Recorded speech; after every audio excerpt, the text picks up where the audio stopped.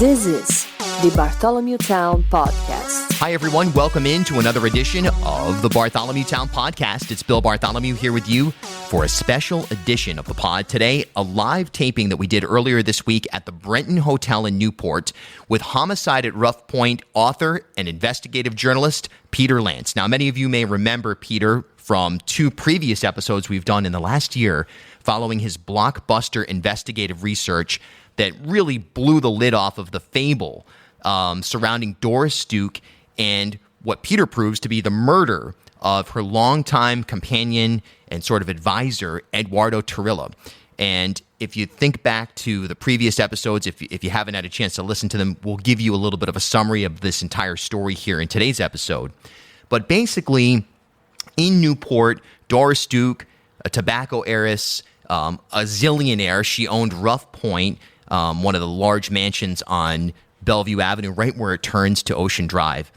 And there was an incident that took place that was categorized as an unfortunate accident. And basically, Doris Duke, using her vast wealth, her fabulous wealth, as Peter Lance describes, was able to buy her way out of a murder charge. And we get into all the details here in today's conversation. You can also find them in the previous two episodes I just referenced. And of course, check out Peter's book, Homicide at Rough Point, which is blowing up on the Amazon charts, so on and so forth. And also a Vanity Fair article he wrote on this matter in last summer's, I think it's the July-August issue. You can find it right there. But this is a story we've been covering for about a year now here on B-Town, and it's just been unbelievable, the response we've gotten on a national basis to the conversations that I've had with Peter.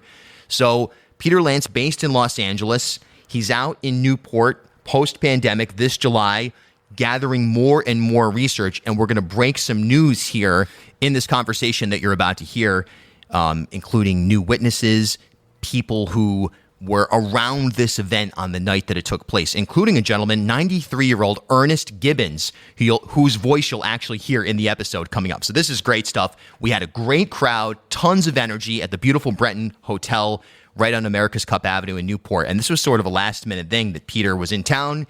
We had been talking about doing a third installment of our conversations, and he was in town and said, hey, let's do this, and let's do it in the hotel, live in front of an audience, see if we can get something going. On a day's notice, we were able to put it together and, again, get a great crowd and appreciate everyone who came out the night. We're going to do more of these B-Town live things, both here at the Loft and all around the state. It's been on my mind even pre-pandemic. This is sort of the first installment of that. So I hope you enjoy, and hopefully you can feel some of the energy in the room that we had while we were doing this live conversation. If you'd like to support the independent journalism, entertainment, analysis, and opinion that we provide here on B-Town, well, there's a few ways you may do so. You can send a one-time donation to Venmo at Bill Bartholomew, paypal.me/Bill Bartholomew, or become a sustaining member for as little as $3 per month by visiting patreon.com/BartholomewTown. Appreciate everyone who has already done that. Your support goes right into the bedrock, the foundation of this show. There's a lot of fees associated with it, in terms of web hosting, so on and so forth. Patreon.com/BartholomewTown. It really helps the cause. Okay, without further ado, to the Brenton Hotel in Newport, Rhode Island, my third conversation here in less than a year with Peter Lance, Homicide at Rough Point. B-Town. All right, so thanks everybody for being here today. We're at the beautiful Brenton Hotel here in the heart of Newport, and what better place to do a live podcast with Peter Lance.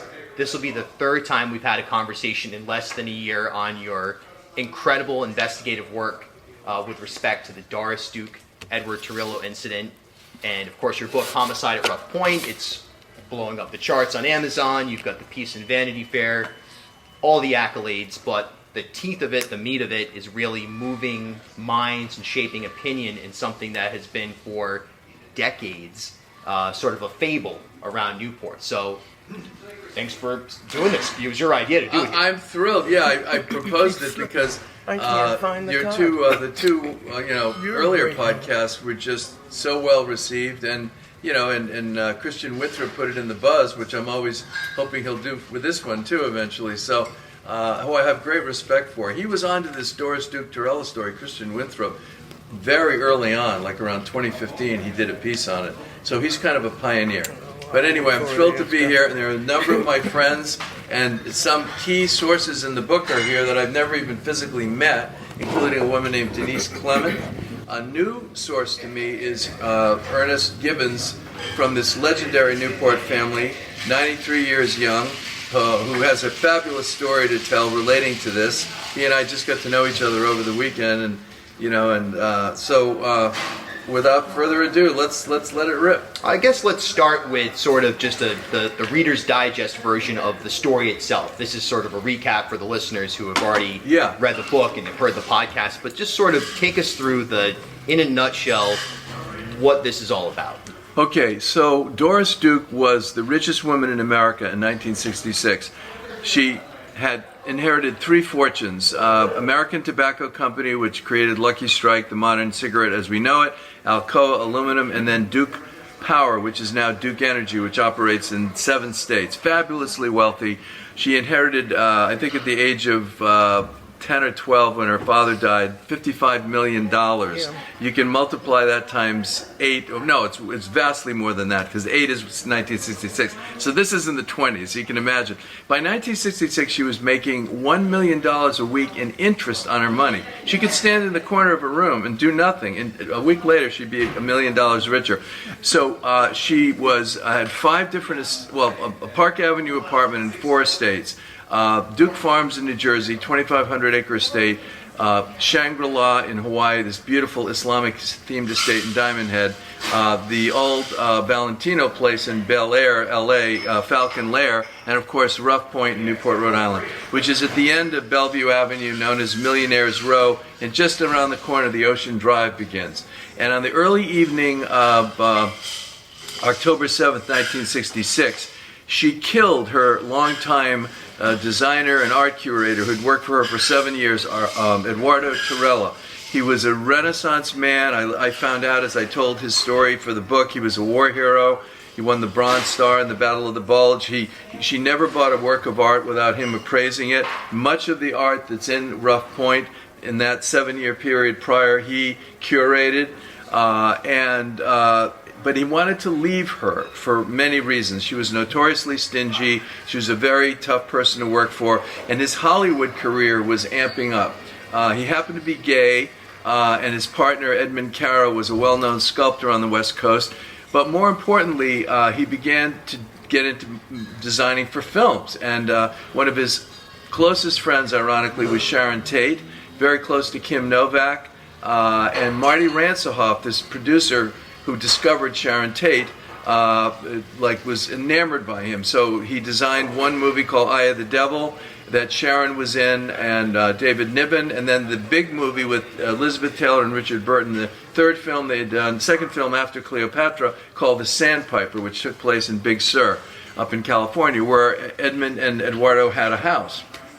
So anyway, the last year of his life, he was 42 years old. He made the equivalent of 43,000, which is the equivalent today of almost 350,000. So his career was taking off. He designed another film that Sharon Tate was in called Don't Make Waves, and he was just flying. In fact, he was the one that convinced Marty Ransohoff to use this legendary restaurant called Nepenthe as a major plot piece in the movie. And Charles Bronson, like Liz Taylor in the movie, you can believe it, plays like a bohemian painter with his, what they call a shack, but it's like this incredible, like Malibu-like palace over the cliffs, and Eduardo designed it. And his partner, Edmund, carved the naked bust of Liz that's a plot point in the film. Burton was only able to be in the country for 25 days for tax reasons, so they recreated the entire Nepenthe in Paris. And Eduardo had a little cameo in the film. So he was on the verge of fame and fortune. He always had stars in his eye. Started as a song and dance man, then started designing hats, like in clothing, costumes for Mae West. Then eventually moved to L.A., designed hats for Hedda Harper or Luella Parsons, the Gossip Doyens. And then he started doing houses. He did Peggy Lee's house. And he was just starting to fly when he got into feature film. So on the night before the rest of his life, he tells Doris Duke, literally minutes before she killed him, that he intended to leave her for good. And literally minutes later, one of the servants that I interviewed, or part of the staff, told me they had a wicked fight. In Rhode Island terms, using the great Rhode Island adjective. They had a wicked fight. And And then shortly thereafter, he had asked her to rent a station wagon. It happened to be a brand new 1966 Dodge Bolero wagon, 2 tons. He told her that he needed it because he wanted to move his paintings. He had a number of paintings and things because he had a resident in each of her estates. He wanted to move them down to New Jersey. Now, he didn't tell her that he was leaving. In fact, his friends warned her because Doris was known to be not just jealous but hyper-violent. For example, her common-law husband, Joe Castro, Mexican-American jazz musician, brilliant man, made a crack at one point about her piano playing. She ran into the kitchen, grabbed a butcher knife, slashed his arm, 150 stitches. So he sued her in L.A. for both assault and battery to confirm the common law marriage and for alimony. And he was literally, this to give you an idea of the way Doris rolled and the tactics that she used to get out of trouble, was she had an ex-FBI agent in Hawaii more or less shanghai him, kidnap him off the streets, hold him incommunicado at Shangri-La until they talked him they talked him into renouncing his LA lawyer and also giving up the suit. And he did. So then he came back to Doris for a while, and then she threw him out again. They had a roller coaster ride that was fueled by booze and barbiturates and other things. But so obviously she's a woman capable of violence. Another lover of hers, Leon Amar, told Stephanie Mansfield, a major biographer, that one night at dinner she threw a full bottle of wine at him, hit him in the head, and almost killed him. So she was a volatile figure and incredibly jealous. She was a Scorpio. And so literally, he tells her this, and they start fighting. And then, they're going out to pick up this thing called the Reliquary of St. Ursula, which was a bust of a famous European saint that had in its chest a little relic, a bone, which is kind of a strange thing in the Catholic Church, but as a defrocked altar boy, I can vouch for that kind of fascination. And so this was a very valuable piece. She bought it the year before. She had Ade Bethune, who's a very well-known Belgian emigre who worked in Newport. She restored it over a year, but she wouldn't take possession or pay for it in full until Eduardo gave it his imprimatur. So that's where they were going that night, to an antique shop on Franklin Street to get it. So they're driving out of the estate. Eduardo is in the driver's seat. She's in the passenger seat. He gets out, and they park 15 feet from these massive iron gates, 12 feet high, 7 feet wide, 15 feet, more than enough room to open the gates. He doesn't even have a chance to open them when she does 4 affirmative acts. She slides over, act number 1, behind the wheel. Act number 2, she disengages the parking brake, which had to be done by hand. Number 3, she throws it into drive. And number 4, she guns the accelerator, spinning the tires and causing 1.5 to 2 inch tire-wide gouge marks in the gravel. Suddenly, the car goes forward, and I'm going to just tell you what really happened because, you'll read the book. And this theory of what happened was documented by Fred Newton, the chief accident investigator of the Newport Police, but it was covered up at the time.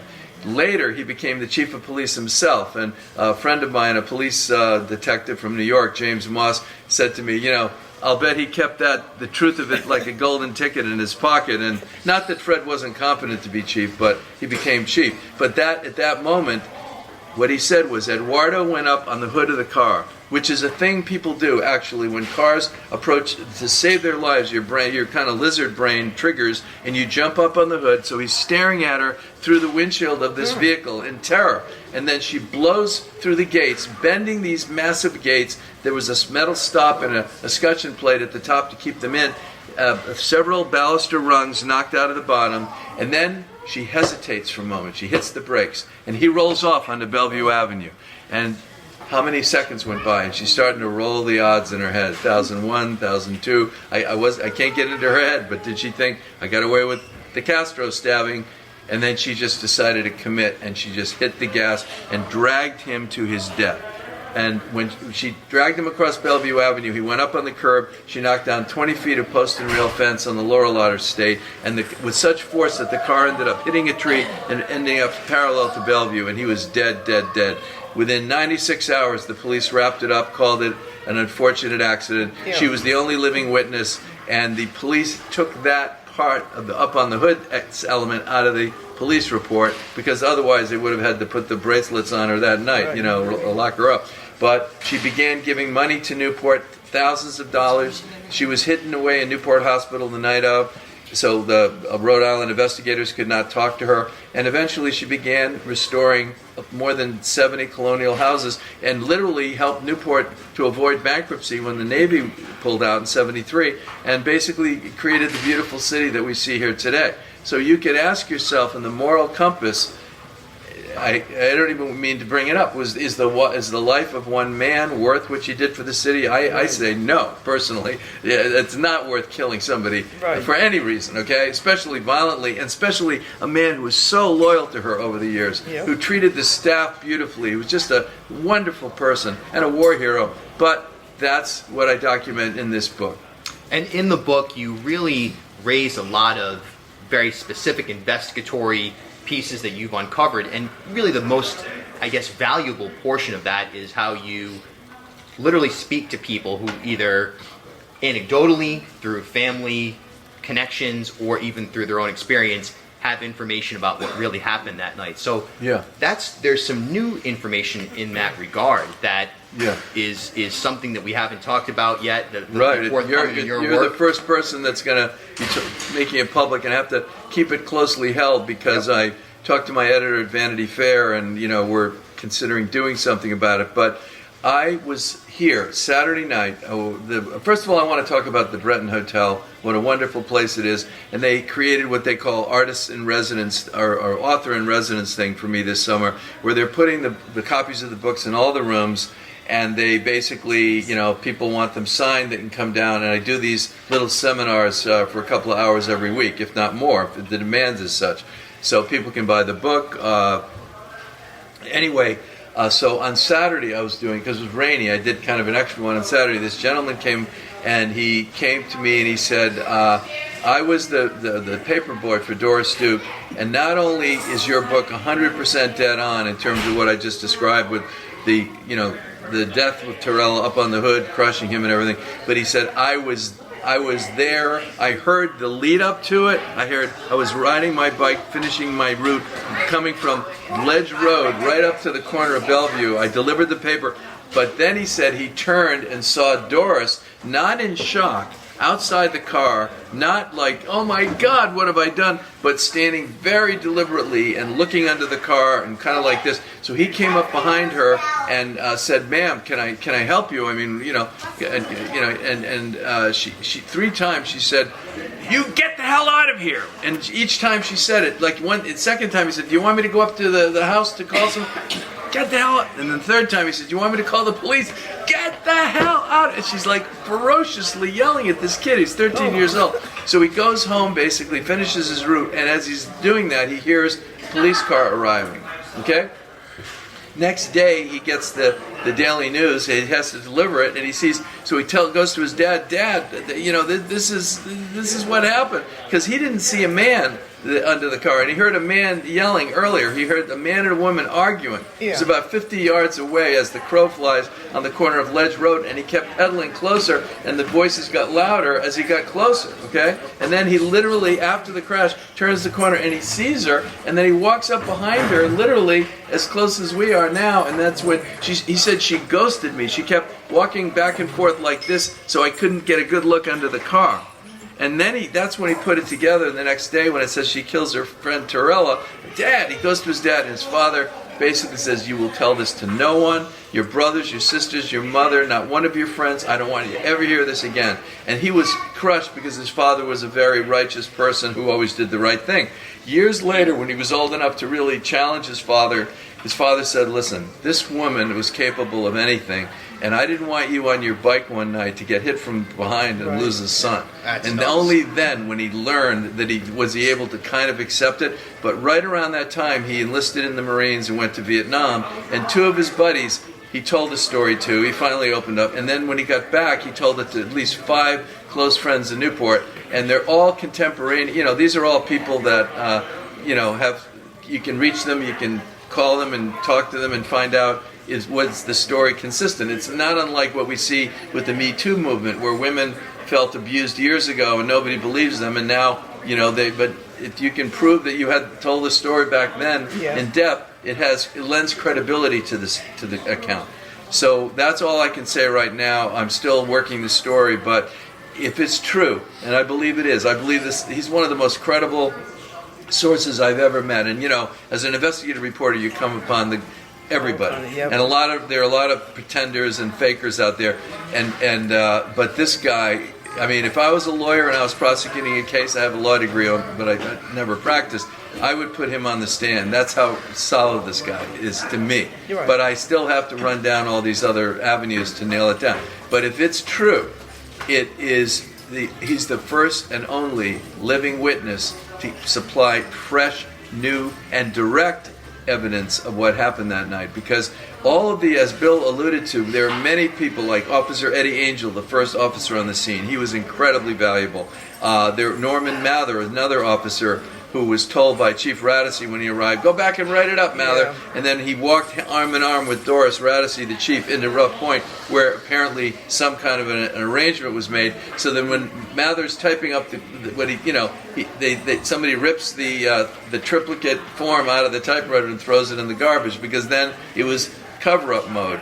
And I'll say the last thing, of course it won't be the last thing I say, but one of the things that is the most startling to me, and the most proof of, can I borrow this book?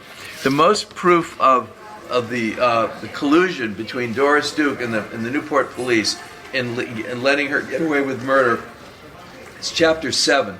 And what happened was, this happened on a Friday night, okay? And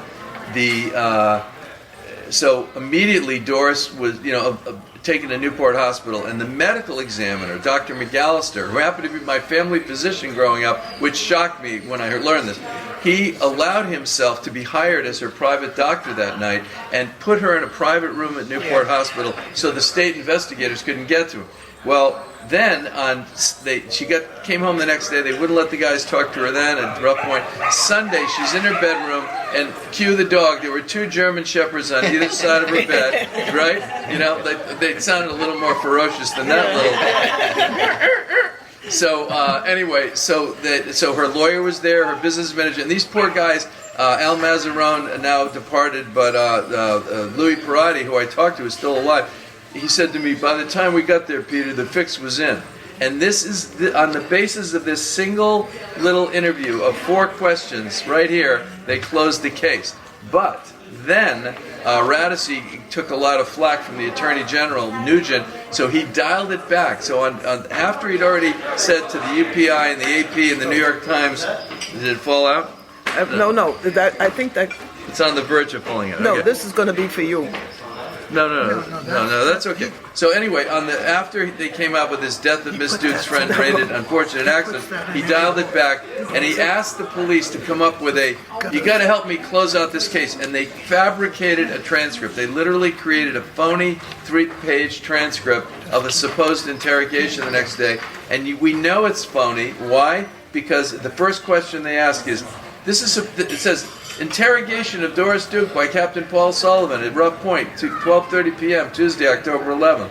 And then it says, Miss Duke, what is your full name, age, and date of birth and residence? Answer, Doris Duke, 53, November 22nd, 1928, Rough Point, Bellevue Avenue, Newport, Rhode Island. Well, she crossed out, they got her date of birth wrong. They made her younger. So she crossed out and wrote 1912 DD and initialed it. Well, if that was a real interview in real time with a real stenographer, she would have corrected it on the spot. Right. The stenographer. So that is proof positive, prima facie evidence of a fabrication. But after that, the case was closed, and that was it. Then she forced the Tirella family to sue for wrongful death. She dragged the case out for 5 years.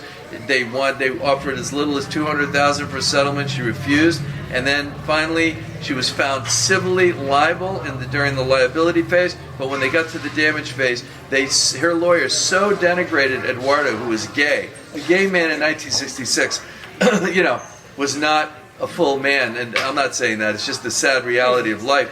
And so the damage award was $75,000. And when her lawyers took their cut, each of his 5 brothers and 3 sisters got $5,620. Isn't that awful? Which is, to me, that is part of what drove me forward to tell the story, as much as finding out the truth behind the death itself. Yeah, and that's when you step in years later, and this Vanity Fair piece is published, it explodes. The book comes out, it also explodes. We start doing these podcasts, they start getting passed around at least regionally, and now this narrative has changed. In these last minutes here, a couple of things. Number one, the changes at the Newport Restoration Foundation in terms of their decision of how to categorize what happened on that night, and then also being on the ground here in Newport, and some of the folks in the room right now, what you've encountered. And one in particular, which we'll talk to in a minute. Well, first of all, Rough Point is a $75 million nonprofit. I mean, the Newport Restoration Foundation, which still owns and manages these. She never sold these houses; she rents them. So they get about, I think it's $5 million a year in rental income, another $5 from the $2 billion Doris Duke Charitable Foundation. Now, this is my memory from looking at their last tax filing as of July of 2019. But they only gave away, so they're $75 million. They only gave away $11,800 that year. You know, and so, you know, I said when my book came out, or R.J. Heim of WJR lovingly did a 4-part series on the book, and he wanted to get their reaction to my findings. And they said, we don't have the wherewithal to investigate Peter Lance's findings, so we're just going to go with the accident theory. Well, what they did was actually, starting in April of 2019, they have an exhibit space up at the second floor of Rough Point. It's a great tour, and I encourage all of you to take it. And I'm hearing from people that the number, since the Vanity Fair piece and this, you know, you can only imagine the fascination has increased the visitors, which bully for them. But what they normally change the exhibit every year. Well, in April of 2019, they knew that I was going to have this piece. We thought Vanity Fair was going to go in the summer of 2019. So they did what I would call a William Barr, what he did with the Mueller report, the AG. They got ahead of it, and they created this wall-size exhibit called The Accident at Rough Point, had 5 material misstatements of fact, including the utterly false statement that she settled with Tirella's family during that trial. I mean, that's outrageous, because she didn't, you know? So the point is, Donna Lohmeyer, the niece of Eduardo, wrote a letter to Mark Thompson, the executive director, and then I wrote a letter to him, and finally, grudgingly, after Sean Flynn covered it in the Daily News multiple times, and the Advocate, which is a major LGBTQ plus publication, they have been really supportive of me. Diane Anderson Minshall, the CEO. After they covered it, then they changed accident to incident in the title, and they cut that last paragraph. But they're still trying to defend her. They're still saying, like, Doris was unfamiliar with the transmission. And yet, remember that little 3-page transcript I just mentioned? They asked her in the transcript, have you ever driven the car? Oh, yeah, I drove it twice that day. I picked up Eduardo at the airport. She wasn't unfamiliar with the transmission. Okay? So the point is, why do they continue to perpetuate this? They should take a roller with the appropriate color paint in that exhibit hall and just cover it. And I say that only because they're in the business of history, historical preservation, right? Right. And you know, Michael Henry Adams is a distinguished historian, he just told me he's coming to Newport next week. I can't wait to bring him here. And he lives in Harlem. He's one of the top historians of the Harlem Renaissance. He's an amazing guy. And he said to me, you know, when Thomas Jefferson, for 150 years, he's the father of our country. He's one of my great heroes, Jefferson. But on the other hand, he fathered 6 slaves by Sally Hemings. For 150 years, the established historians of this country and the rest of the world denied that. Oh, no, that can't be. And then a really distinguished historian in 1997 proved it. Not 1, but 6 children by Sally Hemings. And now it's at Monticello. They admit it. They have an exhibit. They have finally adjusted to the truth. Why can't the Newport Restoration Foundation do that? Is that not a fair question to my wonderful assembled audience here and behind me? You know, it's like, I just think, there's one other thing I brought up to them, and I heard crickets. I talked to their lawyers in Providence. I said, you know what you guys should do? You're $75 million a year. The top 5 executives made $750,000 in salaries and bonuses, which is 10% of their net worth. And you only gave away $11,800. Why don't you set up a scholarship in the name of Eduardo Tirella to Rhode Island School of Design? And I'm saying it here for the state of Rhode Island to hear for the first time. Set up a scholarship in perpetuity every year for a deserving student, male or female, first from Newport County, and if we don't find one there, the entire state of Rhode Island, to one of the best design schools in the world in the name of Eduardo Tirella. Would that not begin to pay it back a little bit? and haven't heard a word on that. But I'm not going to give up on that. Yeah, that's a great idea, boy. That would move mountains for sure and be everlasting. It would outlive all of us. Exactly, and give opportunities to dreamers like him. Right, exactly. And that's what was cut short. That's the real tragedy of this whole story, is that it was the eve of his new life. Exactly. And that's Shakespearean. Shakespearean, exactly. We've got a gentleman here who has joined us, and I guess let's start with a little introduction and who you are and what you bring to the table, this fancy table they have here at the Brenton Hotel. Well, I begin by saying that I borrowed the book from my cousin who had borrowed it from someone else, and I got to page 122, and I said, this won't work. I've got to own the book. So I went to, and this is a plug, Island Books, and paid $31.99 plus tax for that book, and now it's mine. No one can get it from me. And through the generosity of Peter Lance, he bought another book and inscribed it so that if I loan it out to someone with my name and address in it, I'm bound to get it back so that it can make a circle. I'm sorry, you're losing business. It's all right. Somebody at the Ancient Order of Hibernians told me he gave 9 people the book. I said, so don't worry about it. Yeah, but keep talking. You reached out to me over the weekend. It was one of the most heartwarming emails I ever got. And could you tell, first of all, you're 93 years young, yes? Is that Yes, true? I am. And look how spry this man is. I mean, he's like... Is he telling his first fib? I don't believe it. Okay. So anyway, but he... if you don't mind telling what you told me in the email about this friend of yours who went to your church, and that night, the night of, when she was secreted away in a room at Newport Hospital. Yes. This is what I call the sidebar, told to me when I was on parking lot duty for St. Paul's United Methodist Church on Marlborough Street. 3 of us. The female who was the nurse, John Jennings, who was other part of the trio, and myself. And I was telling them that I'm reading the book. And when I mentioned Dr. McAllister, she said, I know him. I was on duty that night. Okay. But as a nurse, she had to get vital signs. But he forbid any entrance to that room. Right. Now, she's in one of the 2 ICU rooms on the floor. Later in the evening, she sees smoke coming from under the door. Oh, yeah. There's oxygen on this floor. Right. But I can't go in there to see what it is. So she goes to the Newport Hospital authorities and says what she found. And they came up there, and they went into that room, and when they opened the door, it was loaded with burning candles, and the explanation from Doris Duke was, I'm mourning the death of my best friend, Eduardo. Well, I don't know what.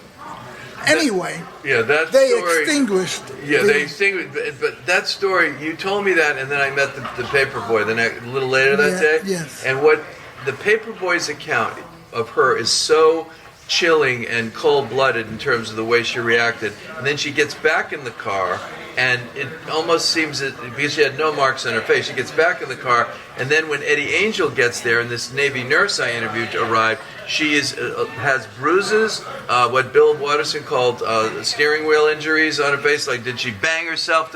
She's creating an empathy. Then she gets out and starts wandering like she's in shock and runs into Rough Point. I believe this had to be part of that same scheme. In other words, she had to send to Rough Point to get those candles. They don't have candles at Newport Hospital. If it was a church maybe. You might have some little votive candles. But so that meant that, again, the elaborate lengths she went to, right, to sell the story of her distraught feelings that night.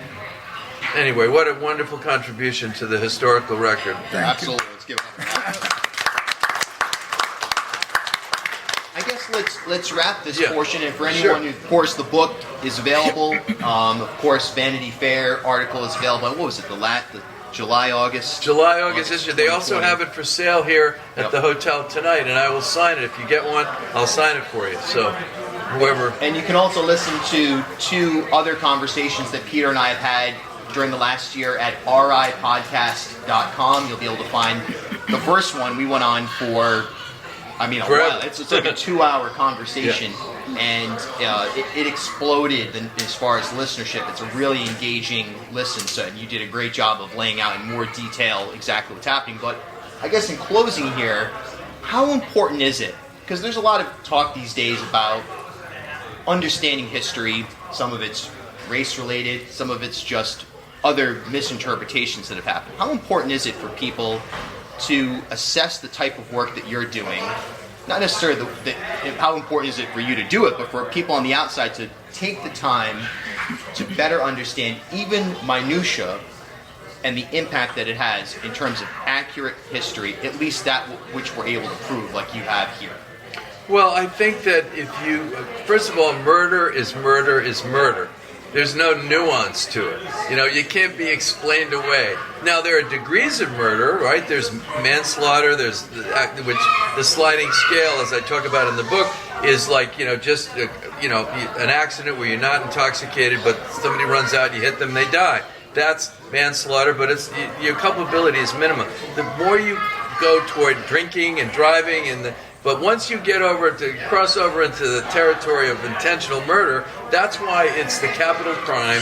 That's why there's no statute of limitations on murder. And even though Doris Duke herself has died in 1993, I think that the historical record should reflect, and the legal record should reflect what happened.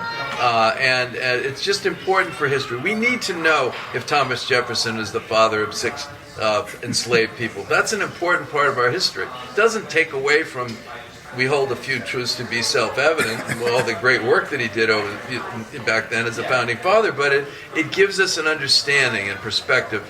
The movement for racial justice is so important.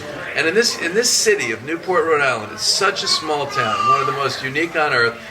I think it's important, and you might ask the people that came here tonight whether they agree with me, that this truth needs to come out, and the Restoration Foundation needs to face it. I challenge Mark Thompson, the executive director, to go on your program with me and tell me where I'm wrong in the book. I had a couple of minor factual errors, like Taylor and Burton's film after they did Cleopatra was the VIPs, not the yellow Rolls Royce, and I had a few things like that. But other than that, and other than typos, I think the book has stood the test of time. The Vanity Fair piece is now going to be a year old next week. No one has come forward and said that I was anything wrong at all, not even significantly wrong. So I just challenge the Newport Restoration Foundation to do the right thing. They should set up that scholarship, and you know what they should do? Across the street, there's a lamppost and a fence that obscures the death. There should be a little plaque. Mm-hmm. There should be something with Eduardo's name on Bellevue Avenue that says this is where he died that night. I was working at the hospital when they had the code.